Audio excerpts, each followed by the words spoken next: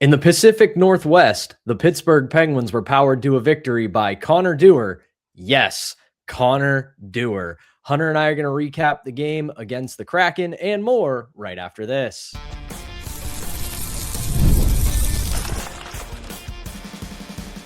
You're Locked On Penguins, your daily podcast on the Pittsburgh Penguins. Part of the Locked On Podcast Network, your team every day. Hello and welcome back to another edition of the Locked On Penguins podcast. I am one of your hosts, Patrick Damp. You can follow me across all social media platforms at synonym for wet. Joined as always by the one and only Hunter Hodes. You can follow him on Twitter at Hunter Hodes. You can give our show's Twitter account a follow at LO_Penguins. You can find us on Instagram at LockedOn_Penguins and TikTok at Locked On Penguins. Of course, as always, we appreciate you making us part of your daily routine. Don't forget, we are free and available wherever you get your podcasts, as well as YouTube.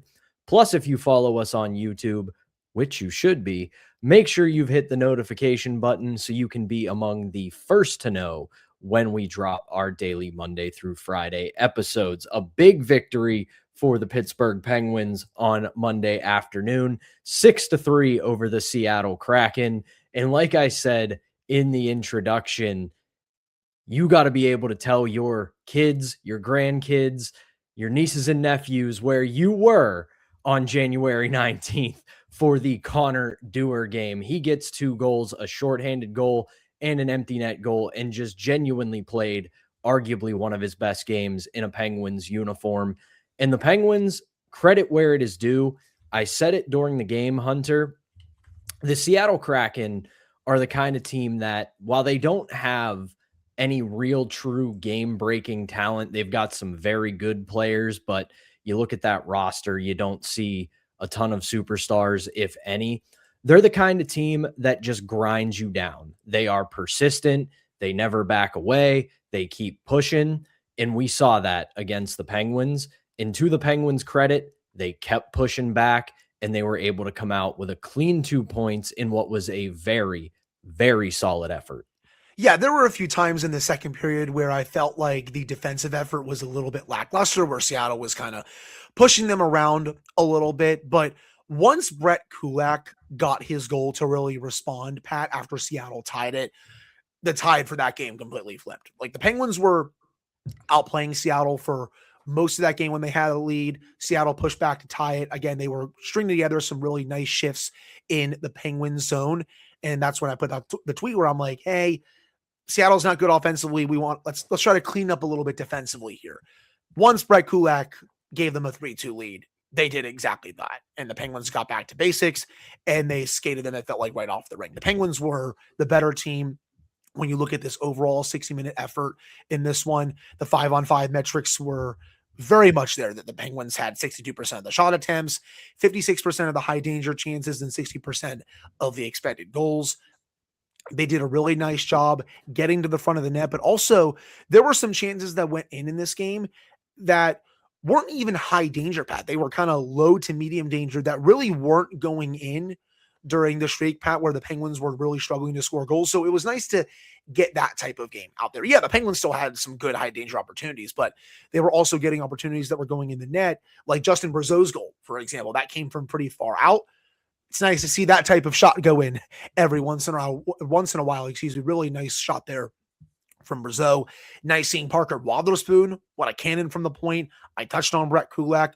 Connor Dewar, say it with me, everyone. The straw that stirs the drink on that fourth line. And speaking of that fourth line, they once again had a really nice effort. I continue to love this line of Dewar, Acciari, and Lizotte. They played just under 8 minutes at 5-on-5 last night, Pat, and they were on the ice for 66% of the shot attempts, 72% of the expected goals, 66% of the scoring chances. Of course, Dewar gets his breakaway shorthanded. Really nice job there. Gets a goal later in the game for the empty net. He has now matched his career high in goals.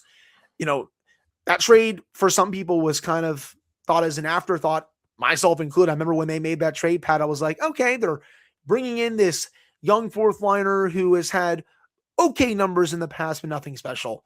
Now he's turned into quite the player on the fourth line, a line that I don't know where it would be without Connor Dewar. Been a really nice piece of business from Kyle Dubas. But when I look at this overall performance, it was professional. I think that's the best way to describe it. Yeah, again, there were times in the second period where Seattle pushed back. I didn't like the way the Penguins were defending, but they were able to get back to their game once they seized back the momentum, and they very much deserved to win this game. The top line was good. Third line was very good. Second, all lines, honestly, were great. And I thought all three defensive pairings were also good too. And Stuart Skinner, none of the goals that he gave up were bad at all. So all in all, really nice team win and a good way to start out a pretty important 4-game swing here.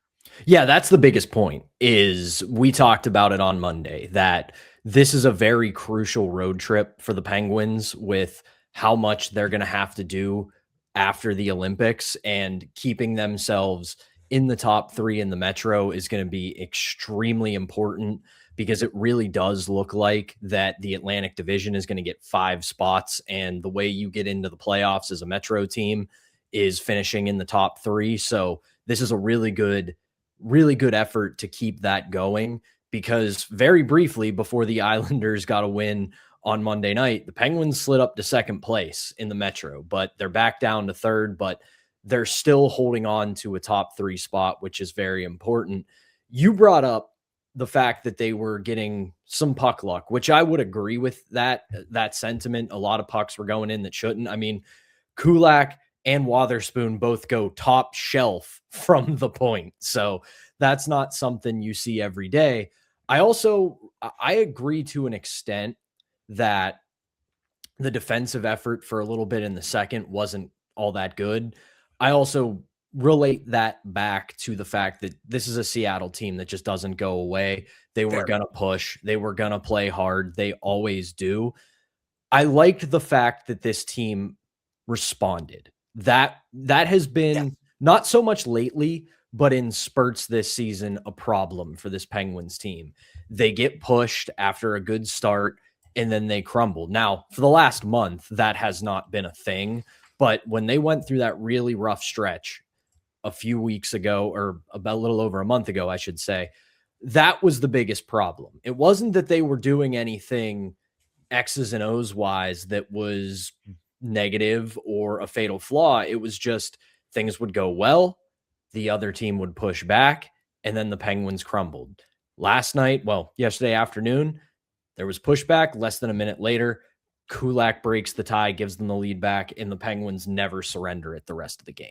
Right, exactly. And they were able to really carry that momentum into the third period, in another third period where they're just playing really confident when they have the puck with the lead, which, again, we saw in that stretch pat where they were blowing all those leads. When they weren't confident, they were fragile, puck watching, just not doing the things they needed to do to defend leads. Very passive as well. Last night on the East Coast, at least, because the sun was basically down by the end of this game, you saw them playing really aggressive in the third period when they had the lead. You saw them go for the kill. I want to keep seeing more of that. You saw that at the beginning of the season. It's now coming back out again, especially ever since the Christmas break, which, by the way, Pat, Penguins are now 8-2-2 in their last 12 games. Been a completely different team since that break, and they have their entire confidence. So I want to keep seeing them play with that type of confidence in the third period when they have leads. That feed from Crosby to Raquel, I mean, good luck stopping him there. By the way, 1,400 games now for Sidney Crosby. Congratulations to him. 1,742 points. Continues to do Sidney Crosby things, man. I mean, it's ridiculous at this point. He's also 5th on the NHL's all-time list for most multi-point games in NHL history. One more will tie him for 3rd. Technically, it's 4th, but the NHL website says it's 5th. I'm just giving you the information there. One more, though, does tie him for 3rd on the all-time list for the most multi-point games in NHL history. He's going to get that potentially as soon as Calgary on Wednesday. But that feed, man, was just, oh my God, just beautiful. I can't say enough about that assist and just that whole play, because it was a great forecheck by Sidney Crosby. Hashtag Sid down low, doing his thing. He continues to be the best fourth line grinder that's ever played the game, especially when he gets below the goal line. That was an incredible forecheck, and just the sense to look behind and know that he's got Raquel there while he's under pressure, I should add, because it wasn't like he was sitting there all by his lonesome behind the net. He had a Kraken defender right on his back, notices that Raquel is there, notices that the Kraken goaltender thinks that he's going to skate it out, and is able to make that backhand pass to Raquel, and Raquel just has all the time in the world to put that away with a wide open net. It just, what's left to say? 87 at this age, at this point in his career, is still elite, and it's unbelievable that we get to continue to watch it. But I may have ignored a couple of things that Hunter went over in this first segment because I want to save it for the second segment and the third segment. We are going to have a bit of a 500-foot view of this team right now as they continue this Western swing. And I want to start it with the discussion about Stuart Skinner and Arturs Silovs and what the Penguins should do next. So hang with us. We're going to take a quick break, and we're going to dive into that when we get back right after this. But we've got to tell you about today's first sponsor, and that is Game Time.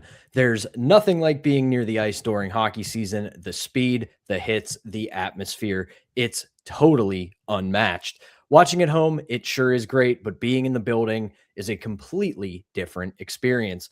The only thing that used to get in the way was tickets, long queues, endless screens, and annoying prices changing at checkout. That is why the Game Time app gives the advantage back to the fans. It's the hack for unlocking amazing NHL tickets and experiences in just a few taps. I have talked about Game Time endlessly on this show. I've used it for everything from Penguins games, Steelers games, yes, Hunter, Sabrina Carpenter, and WWE. It's right there for me. The deals are great. I love the all-in pricing because you guys know it all too well when you're trying to buy tickets. You think you're paying one price, you head to checkout, all the fees get tacked on, and suddenly you're paying a whole hell of a lot more than you thought or even wanted to when you're trying to go see your favorite events. Game Time, it gets you flash deals, zone deals. You can see your view right there in the app. It's an all-in-one, one-stop shop for you trying to get tickets to the Penguins and anything else you might want to check out over the next year. So take the guesswork out of buying NHL tickets with Game Time. Download the Game Time app, create an account, and use code LOCKEDONNHL for $20 off your first purchase. Terms apply. Again, create an account and redeem the code LOCKEDONNHL for $20 off with Game Time. We're back here on the Tuesday edition of Locked On Penguins. I'm Patrick Damp, right alongside Hunter Hodes, and let's start this 500-foot view discussion of the Pittsburgh Penguins, Hunter, with the goaltending. Now, before we jump in, just so everybody has an idea, the Penguins right now, as we talked about, they currently sit third in the Metropolitan Division with 57 points. They're 2 points behind the New York Islanders for second, and they are 9 points behind the Carolina Hurricanes, which in years previous, you'd look at that and go, well, that's insurmountable. But the way the Eastern Conference standings have gone this year, it might not be. So we'll see what happens. But you'll see if you're watching us on YouTube. Another quality start by Stuart Skinner. Lineup and roster decisions are looming. And are the Penguins good? So let's start with Stuart Skinner. You're going to look at the numbers from last night and you're going to see 870. You're going to an 870 save percentage, I should say. Gives up 3 goals. Really don't fault him except for one where he kind of turns the puck over behind the net. He probably should have just left the puck there instead of trying to clear it out, but that's neither here nor there. And then Tolvanen's power play goal. I don't think an anti-missile system was stopping that shot. That's what we like to call a piss missile, Pat. Honestly, Exactly. the goal that he had the turnover, the goal that he gave up there, that was also a really nice shot. 2 of those goals were just beautiful shots, I think. Yeah, there was not a whole lot he could have done on them. But let's go with this. I still maintain my take that I think it's time for Stuart Skinner to be the 1A. Now, this doesn't mean that you're going to bury Arturs Silovs. We hinted at it on Monday's show. when they get back from the Olympic break, there is going to be pretty much a game every other day or back-to-backs. So Silovs will get his opportunities. But I do think ever so slightly, Stuart Skinner has taken the reins as the 1A. Yeah, I think we should now be moving to a plan where he's getting 2 out of every 3 starts. But you can still work Silovs in as a fine 1B. I don't think you need to keep doing this rotation just with the way that Skinner is playing. And you're right. People are going to look at 870 if you're just box score watching, be like, oh my God, he wasn't that good. Trust me, people, he was very good, especially at the beginning of the game where he made that huge save on a breakaway. Bad turnover by the Penguins. Skinner comes up really big on that with that save. He made a couple of really big saves after as well. Even in the third period, after Seattle cut it to 1, at least for a time, he had a couple of big saves where the Penguins were able to go down, make it 5-3, and basically end the game at that point. He was very good once again in this game. He continues to put together a lot of really good starts. I mean, this really started back on December 30th against Carolina when he finished the game with a .964 save percentage. He carried it over into January with, the wins against Detroit and New Jersey. Obviously, he gave them a chance in Boston. He was really good against Philly. Said the same thing now for Seattle. So, Pat, we're almost now into a full month of him just playing really well for this team. So, if I am Dan Muse, I am giving him 2 out of every 3 starts. Will he do it? Time will tell, but I think he has earned it at this point. I'm not trying to disrespect Silovs. I think he has definitely been a lot better as of late, especially over the last 2 to 3 weeks. But I think with the way Skinner is playing, he's just been a little bit better. I think you can reward him by giving him 2 out of every 3 starts. Silovs has stepped up. I mean, Yes. he had a dip in his performance about a month ago, maybe a little over a month ago, but he has bounced back and he has shown that he has some potential there. He's obviously the younger of the 2 goaltenders. He'll be an RFA at the end of this season. But realistically, I look at this team right now, and Stuart Skinner, ever so slightly, is the better goaltender. And I'll keep coming back to this, and it's going to kind of feed into this whole discussion, is the Penguins are being pretty apparent that they want to go back to the playoffs this year. They want to make the playoffs this season.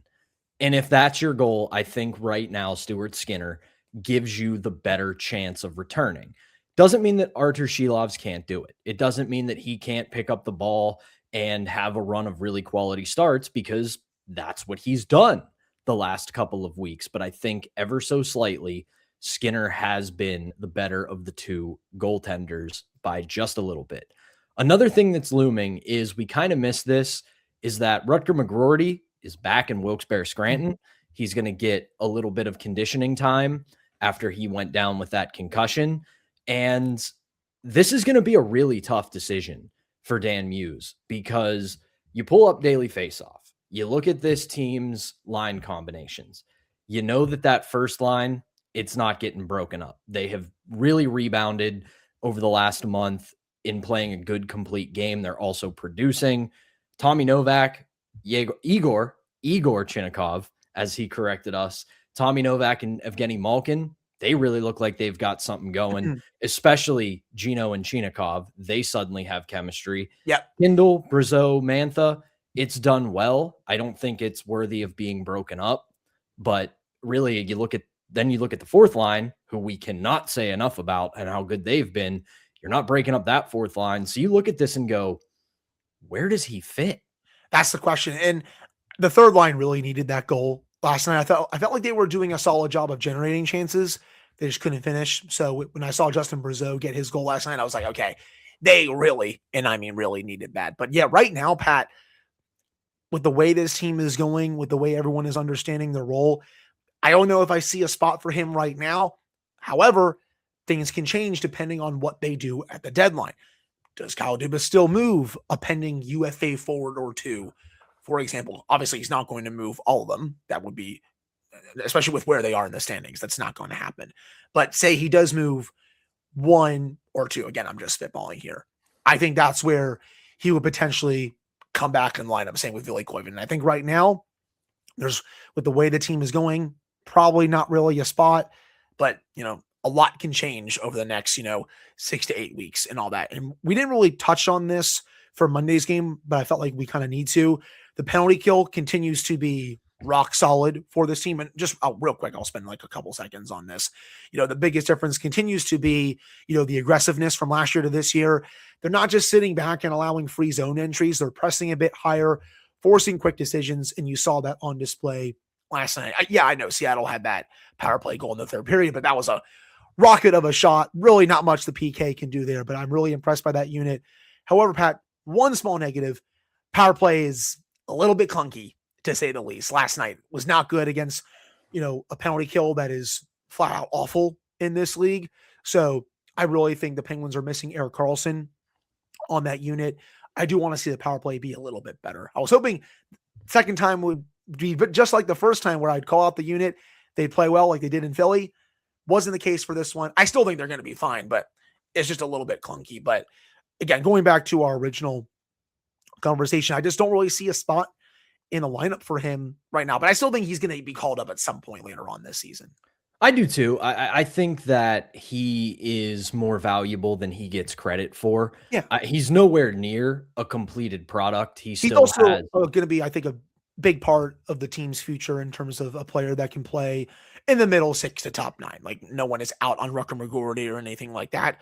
I think he's going to be totally fine. The Penguins just have a lot more forward depth than they've had in quite a few years, honestly. That's really what it comes down to right now. I know that he has gotten plenty of grief from plenty of fan bases, but I do got to tip a cap to Kyle Dubas, because you look at this group, you say that they have forward depth for the first time in a long time, and that's correct. But I will say that it's unexpected, because you look at this lineup, right? I mean, your top line, those guys are great. Raquel, Crosby, Rust, I don't need to say any more about them. Evgeny Malkin is Evgeny Malkin. Tommy Novak was a big bet. We had faith in him, but there was always a very real world it didn't work. Early returns on Igor Chinnikov, really good. Then you look at the third line, Anthony Mantha. We expected him to bounce back a little bit, but not be this good. Ben Kindle, we didn't think he was going to be in the NHL this year, and here he is, a regular NHLer. Justin Brazeau, home run, grand slam, walk-off, 9th inning World Series Game 7. He's been really good. And that fourth line has been great. So it's a good problem to have, but it is a problem nonetheless. Yeah, but also at the same time, again, it's a great problem to have, especially when you have the depth that the Penguins do up front. So, they're going to keep working away at this. We'll have to see what they do overall at the trade deadline, but I'm just excited that they have all this forward depth, man. It's very fun, especially after the last couple of years where the forward depth has just not really been there a lot. So that's really what I have to say about it. And one more thing. It's always fun beating Lane Lambert because he looks like a vampire, looks like Unai Emery from Aston Villa. Good evening, as he likes to say, of Aston Villa. There's your soccer reference for the day there, Pat. But Lane Lambert just looks like a vampire, and I can't unsee it. Hit the dot on the bingo card. He made his footy reference for the day, but you brought something up that is a good way to keep this discussion going to close out the show. Kyle Dubas, the trade deadline, and what should they do? We'll get into that when we come back right after this.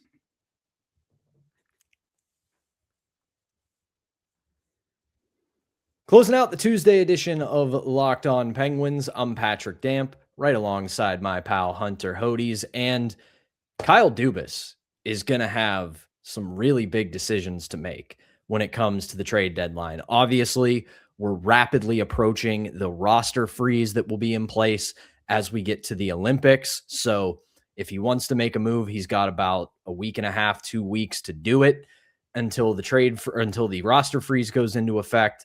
And then he's obviously got to perform his duties for Team Canada at the Olympics, which that might be a little bit of an advantage, because once you're at the Olympics, you got your team.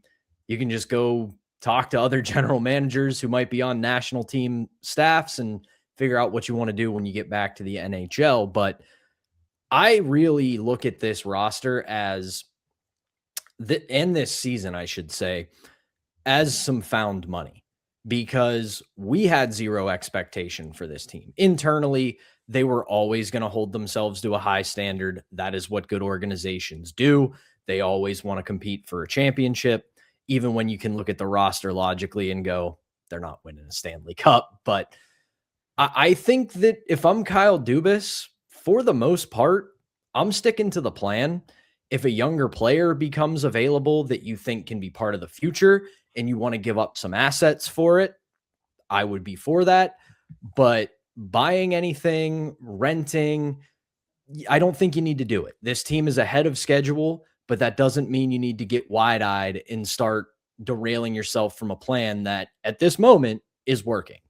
Yeah, ahead of schedule in terms of this year. Obviously, they still need, that next big time player for the franchise. Again, I love Ben Kindle, but if you can find a player or prospect, Pat, that's, even better than him, obviously that changes things for your rebuild as well. And also, if Murashov is as good as you and I think he can be, that also changes things as well. So at least for this year, they are ahead of schedule, but they still do have quite a bit of work to do to still build, up to a, long-standing contender, even after Sid and Gino and Tanger are gone. But for the deadline this year, I think for the most part, I'm standing pat and maybe doing a small soft buy as a reward for the season that the team is having. Also at the same time, I don't think you're doing your job right if you're not at least listening to some offers that come your way. Obviously, he's not going to take shortcuts for the season, but say a team calls you on, I don't know, Anthony Mantha, for example. You have to at least listen. Same thing for someone like, Justin Brazeau, the other UFAs on the roster. You're going to have to listen. I'll throw in Noah Chari in there, Connor Dewar. Yes, they're free agents. Yes, I know how good the fourth line has been. I'm just saying you at least have to listen to what other teams have to say, because I do think teams are going to be calling. But if I'm Kyle Dubas, again, maybe a small soft buy, standing pat. If you sell off a UFA or two, I definitely would not be surprised if they did that. I don't think you're going to see a full sale off, like you saw last year, but I could still see a player or two going out.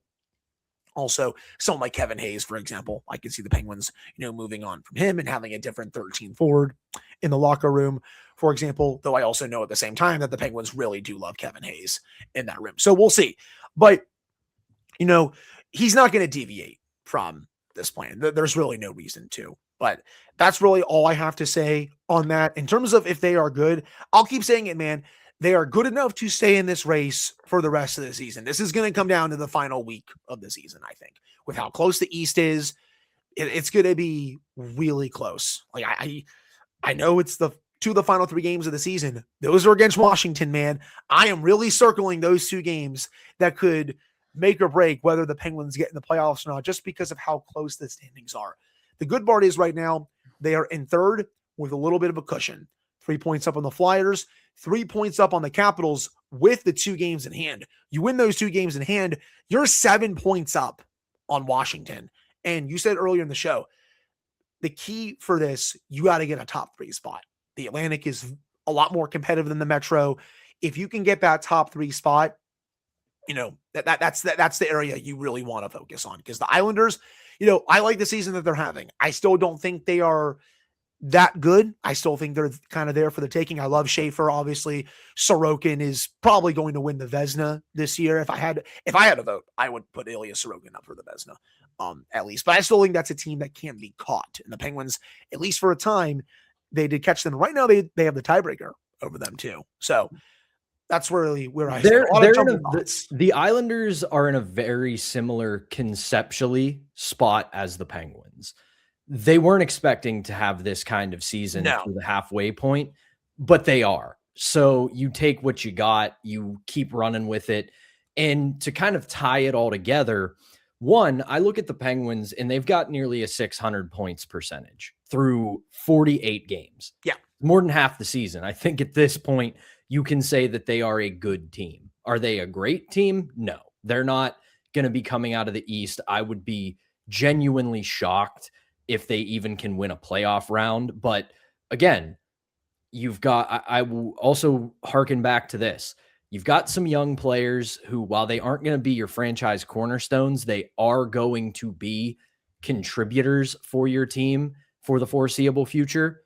I would rather them see 87, 71, 58, and 65 in the playoffs and how they operate to introduce them to what it's going to be like than to have them go, yeah, well, we played a regular season or two with them and they were really fun and cool. And we taught a lot. We learned a lot from them.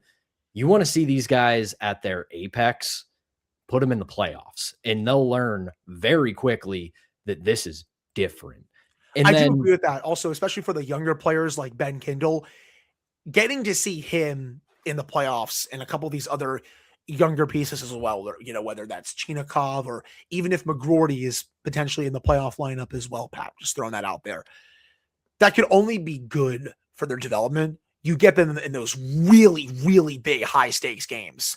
And these young players, they learn what it takes to potentially win in the playoffs, and they can learn from the veterans like Crosby, like Malkin, like Letang, like Carlson. Obviously, he's been in the playoffs so much throughout his career. Like, that's another thing that I don't think enough people are talking about. Like, they make the playoffs. That's also huge for those younger kids because they can experience this for the first time and be like, oh, this is what playoff hockey is all about. Exactly. And the last point I'll make before we close out the show, which kind of brings this all together and gets back to the deadline discussion. I do think it's a tightrope walk for Kyle Dubas because you have this plan set out where you want to acquire younger pieces, you want to acquire draft capital, and you want to weaponize your cap space. Right. And that is all well and good, and it's starting to work up to this point. But you also need to keep in mind the human element of it because this team is overperforming. They are in a top 3 spot in the Metro. They look like they're going to remain in the race, barring something catastrophic for the rest of the season. If you do a little bit of a sell-off or a good bit of a sell-off at the deadline, that's going to crush some morale because this team has shown that they can hang. And while, again, you don't want Kyle Dubas to deviate, to take shortcuts, to suddenly decide that, okay, the window's open now, you also got to send the message to the locker room that I see how well you guys are playing. I'm going to reward you for it. Right. I think it's a tight rope to walk, but he's going to have to do it. That's why I don't think, Pat, you're going to see a full sell-off like you saw last year, unless you're right. Like they're well out of the playoff race like they were at the deadline last year, but that's not going to be the case unless something very, and I mean very strange happens. I mean, we have 34 games left and they are very much in the thick of this. I would say, yes, we have gotten to the point where they are a good team. How good can they be? That's still open for interpretation, but I am confident saying now that they are a good team with what I'm seeing. You and me both. But that is going to do it for our Tuesday edition of the Locked On Penguins podcast. Hunter and I will be back on Wednesday to get you set for Penguins and Flames in Calgary, cover any news that might happen between now and then. And of course, because it's Wednesday, you know what time it is.